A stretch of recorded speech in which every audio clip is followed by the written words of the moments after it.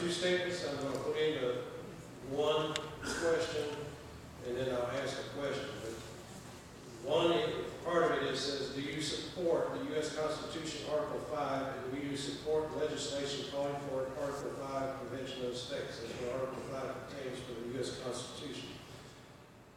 The statement says, last session, the Texas State House passed HJR 77, the Convention of States application calling for a Convention of States for the express purpose of placing fiscal restraints on federal government, limiting the power and jurisdiction of the federal government, and setting limits on terms of federal officials in Congress. The measure was defeated in the Senate as 3 senators on the State Affairs Committee did not show for the public hearing and prevented a quorum, ensuring no action would be taken. Okay, here's the question. If elected, will you support the Convention of States application when it comes up in the next session? So, yes, Article 5 Convention of States, yes, I will support it. I've spoken for it publicly. It is a constitutional mechanism to bypass Congress, to bypass the Supreme Court, to gather together representatives from the states. Remember, it was the states who formed the federal government, not the other way around. And we reserve the explicit right to renegotiate or redefine the terms of that agreement. That's what an Article 5 Convention is about.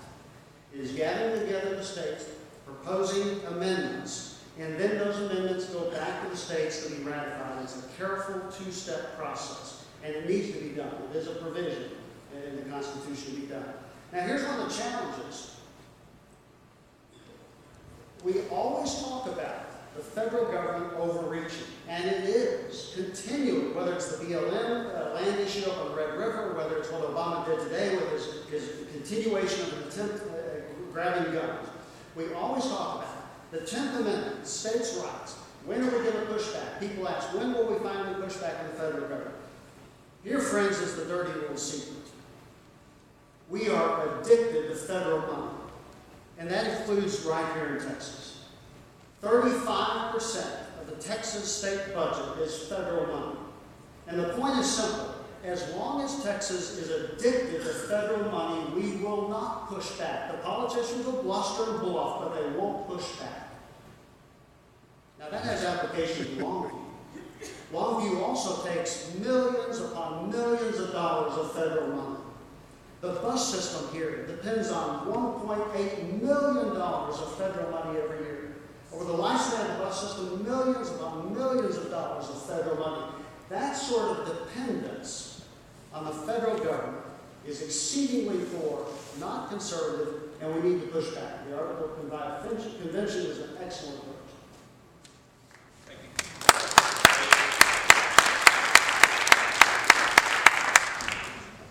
Yes, I do support Article 5. I think we should make sure, though, that there are limitations as to what the agenda is, and I think that as far as setting limits on terms and also fiscal responsibility, I think that's an absolutely worthwhile cause and we should be pursuing. Now, let me say this.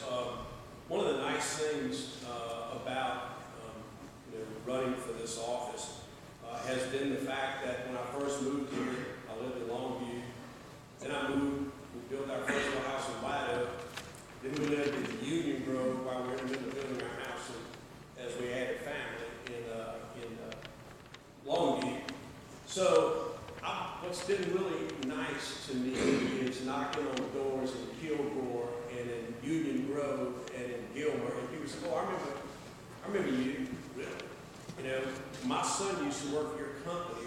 So we are absolutely engaged all over and throughout this House district. I'll come back with the fact, though, that it's also very apparent how much the rest of the communities in this area have depended on services provided by Grant County, Upshur County, and the city of Longview has been the hub. And we recognized that early on, and we made that part of our responsibility. And I see our fire chief sitting here right now. We work with a number of the other fire departments throughout this region, and in helping them and offer various services from a public safety standpoint. The thing is we have, and it's important that my opponent understands city government. And city government is about we the people. And what our residents expect of us and are interested in us doing to provide the quality of life that we have to provide. And sometimes as mayor or on a city council, you have to make those tough decisions, but you're there to serve the citizens first. You stay there, Jay. You're the first next question.